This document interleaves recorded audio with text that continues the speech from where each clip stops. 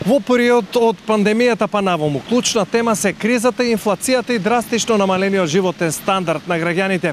Синдикатите се во најголема офанзива досега. Власта овозможи 9 антикризни мерки, но статистиката посочува парадокс. Штедните влогови на граѓаните во банките растат.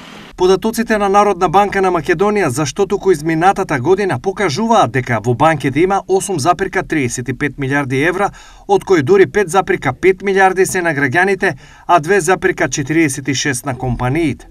И едните и другите во изминатата година ги зголемиле своите депозити и тоа за цели 72 милиони евра. 51 милион повеќе имаат фирмите, а над 20 милиони евра граѓаните. Во однос на изборот дали да се штеди во денари или евра, граѓаните предност даваат на еврото и тие изнесуваат 2,83 милиарди евра, иако во ноември има намалување за околу 800.000 евра во однос на октомври. Ова експертите го нарекуваат денаризација и тоа е посакувано од Народната банка. Еве зошто.